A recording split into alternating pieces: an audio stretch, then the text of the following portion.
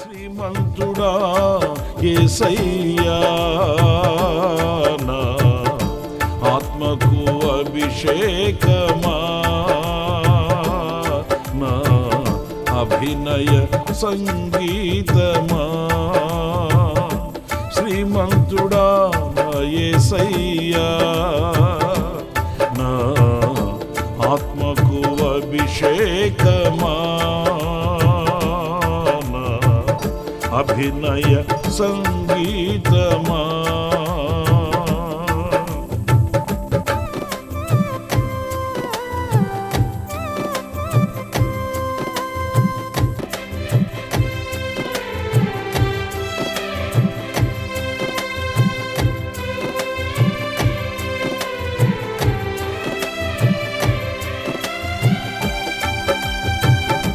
సిలువదారి నా బలిపీఠమా నీ రక్తపు కోట నాకు నివాసమా సిలువదారి నా బలిపీఠమా నీ రక్తపు కోట నాకు నివాసమా నన్ను నీవు పిలచిన పిలుపు రహస్యమా ఇది నీ త్యాగ సంకేతమా నన్ను నీవు పిలచిన పిలుపు రహస్యమా ఇది నీ త్యాగ సంకేతమా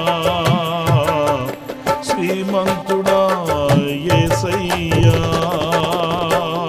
నా ఆత్మకు అభిషేకమా నా అభినయ సంగీతమా శ్రీమంతుడా యేసయ్యా నా ఆత్మకు అభిషేకమా నా అభినయ సంగీతమా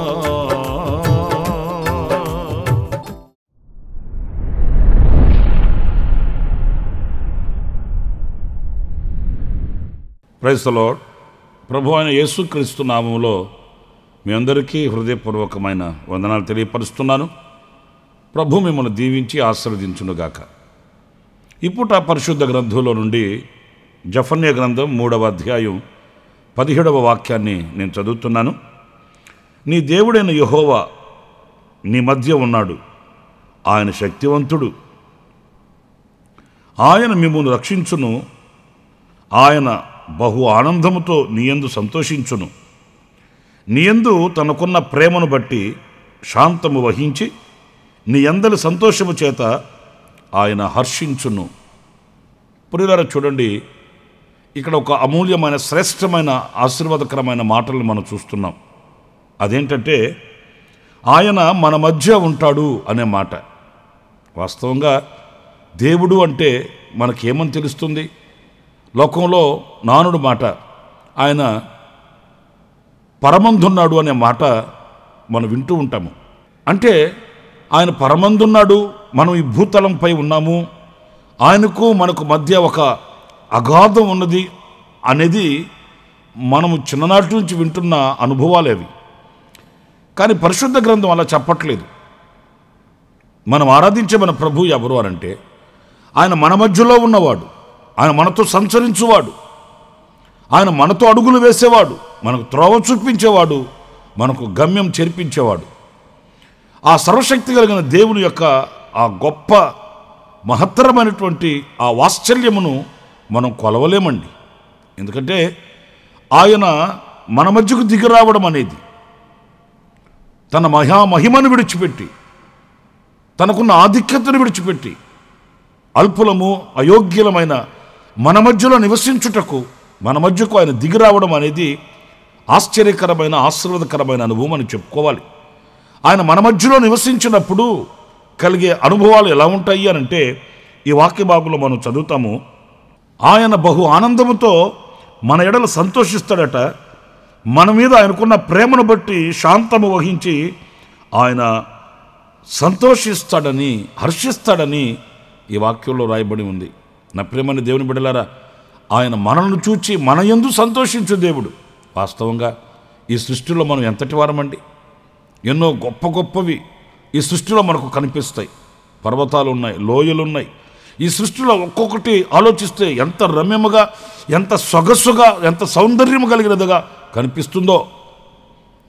మనం కూడా కొన్ని సందర్భాల్లో కొన్ని ప్రాంతాలకు వెళ్ళినప్పుడు ఆ పరిసర ప్రాంతాలు చూసి మన హృదయం పులకిస్తుంది, మన అంతరంగం గంతులు వేస్తుంది. ఎందుకంటే ఆ సృష్టి వైభవాన్ని చూసినప్పుడు, సౌందర్యాన్ని చూసినప్పుడు. మరి ఈ ఇంత సృష్టిలో ఆకాశము, నక్షత్రాలు, సూర్య చంద్రులు, ప్రియమైన దేవుని బిడ్డలారా, మరి ఇన్నిటి మధ్య ఆయన సంతోషించాలంటే ఎన్నో ఉన్నాయి. కానీ అవన్నీ కాదు, మనలను చూచి మన యందు ఆయన సంతోషించడం అనేది ఒక గొప్ప ఆశీర్వాదకరమైన అనుభవమే మనకు అని చెప్పుకోవాలి. నా ప్రియమైన దేవుని బిడ్డలారా, మనల్ని చూసి మనవాళ్ళు సంతోషించకపోవచ్చు, మనల్ని చూసి మనవాళ్ళు ఆనందించకపోవచ్చు, మన యందు వాళ్ళకి ఆనందం కలగకపోవచ్చు. కానీ అభాగ్యులం, అయోగ్యులమైన మనలను బట్టి సర్వశక్తి కలిగిన దేవుడు మన మధ్య ఆయన నివాసం చేసి మన మధ్యకు దిగవచ్చి మనల్ని బట్టి ఆయన సంతోషిస్తాడు అని అంటే మనం ఎంత కృతజ్ఞత కలిగిన వారమై ఉండాలనో. మనం ఒక చిన్న ప్రాంతాన్ని చూస్తేనే అంత ఆనందిస్తే మరి ఈ సృష్టి అంతటిని చూసి ఆయన ఎంత ఆనందించాలి? అవంతా పక్కన పెట్టి మన యుద్ధకు వచ్చి మనలను చూచి మనలను బట్టి ఆయన ఆనందిస్తాడు, సంతోషిస్తాడు అన్నప్పుడు ఇది మనం గంతులు వేయవలసిన అనుభవము, మనం కృతజ్ఞతాపూర్వకంగా ఆయనకు స్తుతి చెల్లించవలసిన శ్రేష్టమైన అనుభవం అని మనం తలంచాలి. ప్రియులారా, చూడండి, కొన్ని సందర్భాల్లో మనం మరి విరక్తిగా మాట్లాడుతుంటాం. ఎందుకంటే మనల్ని ఎవరు గమనించినప్పుడు, ఎవరు పట్టించుకోకుండా ఉన్నప్పుడు, మనం ఎంత చేస్తున్నా మనకు సంతోషంగా వాళ్ళ మాటలు మనకు వినబడకుండా ఉన్నప్పుడు మనం ఏమి అనుకుంటామంటే ఎవరి కొరకు చేయాలి, ఎందుకొరకు చేయాలి, ఎవరు మనల్ని గణపరచట్లేదు అట్లా అనుకుంటాం. కానీ ఈ వాక్యం అంటుంది, సర్వశక్తి కలిగిన దేవుడు మీ మధ్య ఉన్నాడు, ఆయన నిన్ను చూచి ఆనందిస్తున్నాడు, ఆయన నిన్ను చూసి సంతోషిస్తున్నాడు, నీ యందు హర్షిస్తున్నాడు అన్నప్పుడు ఇక లోకంలో మనం ఎవరి వైపు చూడవలసిన అవసరం లేదు. ఆయనను సంతోషింప చేయడానికి, ఆయనను హర్షింప చేయడానికి, ఆయనను ఆనందింప చేయడానికి మనం ఆయనతో అడుగులు వేయాలి. ఆయన ఎదుట మనం నీతిమంతులమై సాగాలి. అంతేకాదండి, మరొక మాట కూడా లేవియాకాండంలో 26వ అధ్యాయం 11వ వాక్యంలో మనం గమనించినప్పుడు, నా మందిరమును మీ మధ్య ఉంచెదను, మీ యందు నా మనసు అసహ్యపడదు. ప్రియులారా, ఈ వాక్యంలో ఆయన మందిరాన్ని మన మధ్య ఉంచుతాడట. ముందు వాక్యంలో మనం చదివామండి, ఆయన మన మధ్య నివసిస్తాడని. ఈ రెండవ వాక్యంలో మనం గమనించినప్పుడు ఆయన మందిరాన్ని మన మధ్య ఉంచుతాడట. నా ప్రియులారా, చూడండి, ఆయన మందిరము మన మధ్య ఉన్నప్పుడు ఎలాంటి అనుభవాలు కలుగుతాయి? మనకు చాలా చులకన మందిరం అంటే. మన నివాసాల మధ్య దేవుని మందిరం ఉంటే పెద్దగా పట్టించుకోమండి. మనం ఏదో కాలయాపనకి కాసేపు సమయం దొరికినప్పుడు ఆదివారం పూట అలా అడుగులు పెట్టి ఏదో తల ఉంచి చిన్న ప్రార్థన చేసుకొని వచ్చే ప్రజలు కూడా లేకపోలేదు. ఎందుకంటే ఆ మందిరం యొక్క విలువ వారికి తెలియదు కనుక. కానీ చరిత్రలో మనం చదివితే, ప్రియమైన దేవుని బిడ్డలారా, చూడండి, ఇశ్రాయేలుల జీవిత చరిత్రలో అరణ్యంలో వాళ్ళు నడిపించబడుతూ ఉన్నప్పుడు అన్ని లక్షల మంది కాల్బాలానికి, ఇశ్రాయేలీలు ఎంతమంది అని అంటే ఒక్కొక్కరు ఒక్కొక్క లెక్క చెప్తారండి, మెట్టుకు లక్షల మంది వాళ్ళు. మరి ఇన్ని లక్షల మందికి ఒకే ఒక గుడారం. మనలాగా వాళ్ళకి సందుకి గొంతుకి లేక వర్గానికి ఒకటి అలాగా ఆలయాలు లేవండి, మందిరాలు లేవండి, గుడారాలు లేవండి. వాళ్ళకి దేవుని గుడారం ఒకటే. ఏది? అన్ని లక్షల మందికి.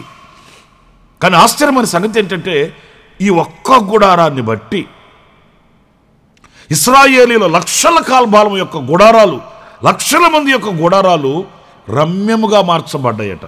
ఏది? లక్షల మంది గుడారాలకి ఒక్క మందిరము, ఒక్క మందిరం. ఈ ఒక్క మందిరం చేత ఈ లక్షల మంది గుడారాలు రమ్యముగా మార్చబడితే ఈ రోజున మనకు ఎన్ని మందిరాలు ఉన్నాయండి? మరి ఈ రోజున మన గుడారాలు రమ్యముగాను ఆశీర్వాదకరంగాను కళగాను ఉంటున్నాయండి? దేవుని మందిరం యొక్క ఆశీర్వాదాన్ని మన గుడారాలు ఈ రోజున అనుభవిస్తున్నాయండి? ఈ రోజున కొన్ని గుడారాల్లోకి వెళితే, కొన్ని కుటుంబాల్లోకి వెళితే ఎప్పుడు అలజడి, ఎప్పుడు కన్నీళ్లు, కలవరాలు, వేదనలు, వ్యాధులు ఎన్నో. నా ప్రేమ సహోదరులారా గమనించండి. ఎందుకని అంటే ఆ మందిరం యొక్క విలువ వారికి తెలియక. ఒకరోజున బిలాము ప్రవక్త పర్వతం మీదకి ఎక్కి ఆ పర్వతం మీద నుంచి ఇశ్రాయేలీయుల గుడారాలను చూశాడండి. ఆయన ఏమని పలుకుతాడంటే, యాకోబు నీ గుడారములు, ఇశ్రాయేలు నీ నివాస స్థలములు ఎంత రమ్యముగా ఉన్నాయ్యా. నేనంటాను, ఆ ఇశ్రాయేలీయుల గుడారాలకు ఆ రమ్యత ఎలా వచ్చింది అని అంటే, వాళ్ళ గుడారాల మధ్య దేవుని గుడారం ఉంది, దేవుని మందిరము ఉందండి. ఆ దేవుని మందిరం యొక్క ప్రసన్నత, ఆ గుడారం యొక్క ప్రసన్నత ఆ గుడారాల మీదకి అది ప్రకాశింపబడింది. తద్వారా ఆ గుడారాలు రమ్యముగా సౌందర్యము కలిగినవిగా మలచబడ్డాయని చెప్పడానికి ఎలాంటి సందేహం ఏమీ కూడా లేదు. ఆనాడు ఇశ్రాయేలీయులకే కాదు, ఈనాడు మనకు కూడా ప్రభు చెప్తున్నాడు, మీ మధ్య నా మందిరమును ఉంచెదను. ఆ మందిరము యొక్క నీడ మన గుడారాల మీద పడితే చాలండి. మన నివాసాల మధ్య ఆ గుడారం, దేవుని గుడారం ఉంటే అంతకంటే భాగ్యం మరొకటి లేదండి. అందుకే కీర్తనకారుడు దావీదు అన్నాడు, చిరకాలము నేను యెహోవా మందిరములో నివాసము చేసేదను అన్నాడు. మందిరంలో నివాసం, మందిరము యొక్క ఆశీర్వాదం ఇవన్నీ మాటలతో చెప్పుకునేవి కావండి. అంతకు మించిన భాగ్యం మరొకటి మనకు లేనే లేదండి. కానీ ఈ రోజున మన చేతులారా ఇలాంటి ఆశీర్వాదాలు పోగొట్టుకుంటున్నాము.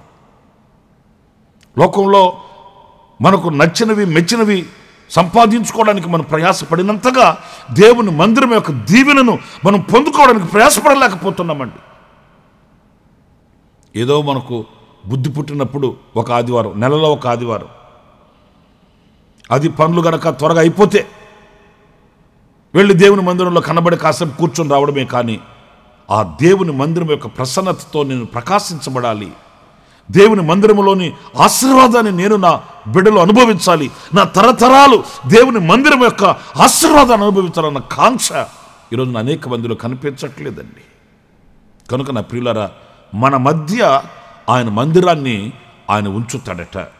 ఎందుకంటే ఆ మందిరం యొక్క ప్రసన్నతతో, ఆశీర్వాదంతో మనం నడిపించబడాలని. మరొక మాట కూడా మన పరిశుద్ధ గ్రంథంలో చదివితే, హగ్గయి గ్రంథం 2వ అధ్యాయం 5వ వాక్యంలో చదివినప్పుడు, మీరు ఐగుప్తు దేశంలో నుండి వచ్చినప్పుడు నేను మీతో చేసిన నిబంధన జ్ఞాపకం చేసుకొనుడి, నా ఆత్మ మీ మధ్యన ఉన్నది గనుక భయపడకుడి. ప్రియులారా, ఇక్కడ ఆయన ఆత్మను మన మధ్య ఉంచుతున్నాడట. మొదటి వాక్యంలో ఏమో ఆయన మన మధ్యలో ఉంటాడు అని వ్రాయబడిన మాటను చదివాము. రెండవది, ఆయన మందిరాన్ని మన మధ్య ఉంచుతానని వ్రాయబడిన మాటలు చదివాము. మూడవది, నా ఆత్మ మీ మధ్యలో ఉన్నది అనే మాట మనం చదువుతున్నామండి. ఆయన ఆత్మ మన మధ్యలో ఉన్నప్పుడు ఆ ఆత్మదేవుడు ఏం చేస్తాడు అని అంటే, ఆయన మనల్ని సరి అయిన రీతిలో నడిపిస్తాడండి. ఏది క్షేమము, ఏది క్షామము, ఏది ఆశీర్వాదము, ఏది ఆశీర్వాదం కాదు, ఇవన్నీ ఆత్మదేవుడు మనకు ప్రత్యక్షపరుస్తాడు. లేఖనాల్లో మనం చదువుతాం, యోహాను సువార్తలో ఆయన మనల్ని సత్యంలో నుంచి సర్వసత్యంలోనికి నడిపిస్తాడట. ఆయన మనకు బోధిస్తాడట. ఆయన మనల్ని సరిచేస్తాడు. అంతేకాదు, మనల్ని ఒక పెళ్లి కుమార్తె సంఘముగా ఆయన ఆయుధపరుస్తాడండి, అలంకరిస్తాడండి పరిశుద్ధ నీతి వస్త్రాలతో. నా ప్రియులారా, మరి ఆ దేవుని ఆత్మ మన మధ్యలో ఉన్నదన్న సంగతి మనం గుర్తించి నడిపించబడాలి. ఆ దేవుని ఆత్మతో మనం నింపబడాలి. ఆ దేవుని ఆత్మతో మనం కప్పబడాలి. ఆ దేవుని ఆత్మతోనే మనం ముందుకి నడిపించబడాలన్న విషయాన్ని మనం మర్చిపోకూడదండి. మన తలంపులు, మన కోరికలు పక్కన పెడితే ఆత్మదేవుడు మనల్ని నడిపిస్తాడు. ఆ పరిశుద్ధాత్మ దేవుడు మనల్ని ముందుకు తీసుకుని వెళతాడు. మనకు సమస్తాన్ని కూడా ఆయన బోధిస్తాడు. అన్నప్పుడు మనం ఆయన చేత బోధింపబడినవి మనం మనస్కరించి, మనం తల వంచి, శిరస్సు వంచి అంగీకరించి ఆ దిశగా అడుగులు వేస్తే మనకు జయమే కలుగుతుంది, ఆశీర్వాదమే కలుగుతుంది. అంతేకాదు, వేసే ప్రతి అడుగు కూడా నేతిలో పడుతుందండి. ఈరోజున బాప్తిసం పొందిన మనము, రక్షింపబడిన మనం తప్పనిసరిగా పరిశుద్ధాత్మను పొందిన వారమై ఉండాలి. పరిశుద్ధాత్మ చేత నడిపించబడి వారందరూ ఆయన కుమారులను వాక్యం చెప్తుందండి. మనం నింపబడినప్పుడు ఈ పరిశుద్ధాత్ముడు మనలో ఒక మార్పును తీసుకొని వస్తాడు. తండ్రికి ఏది ప్రీతికరమో వాటిల్ని మన యందు చేయిస్తాడు. అంతేకాదు, యుక్తముగా మనం ఎలాగో ప్రార్థన చేయవలనో మనకు తెలియదు కనుక మనలో ఉండి మన పక్షాన ఆయన విజ్ఞాపన చేస్తాడట.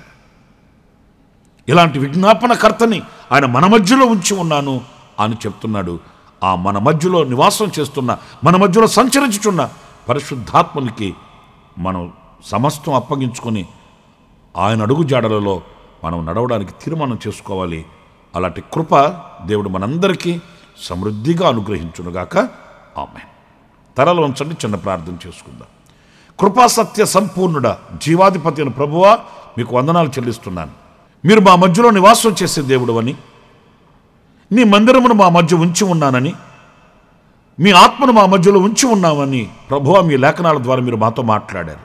అవును, ఈ అనుభవాలలో మేము మీకు ప్రీతికరముగా మార్చబడి మిమ్మల్ని సంతోషపరచువారముగాను, మిమ్మల్ని హర్షింపచేయువారముగాను, మిమ్మల్ని ఆనందింపచేయువారముగాను మేము నడిపించబడటకు సహాయం చేయండి. మీ మందిరం యొక్క దీవెనలు మేము పొందుకోవడానికి సహాయం చేయండి. మీ ఆత్మచేత నడిపించబడిన వారమై సర్వసత్యములోనికి మేము నడిపించబడి నాయన పరిశుద్ధ రీతి వస్త్రాలతో అలంకరించబడి మీకు పెళ్లి కుమార్తె సంఘముగా మేము ఆయుత్తుపరచబడుటకు సహాయం చేయమని వేడుకొనుచున్నాను. మమ్మల్ని ఒక్కొక్కరిని మీ చేతులకు సమర్పించుకుంటూ ఈ దినమంతా మాకు మీ విశేషమైన కృపను సమృద్ధిగా మీరు అనుగ్రహించి దీవించి ఆశీర్వదించి నడిపించమని మమ్మల్ని మీ చేతులకు సమర్పించుకుంటూ యేసు నామములో ప్రార్థించి వేడుకొనుచున్నాను తండ్రి. ఆమేన్, ఆమేన్, ఆమేన్. ప్రభు మిమ్మల్ని దీవించి ఆశీర్వదించునుగాక.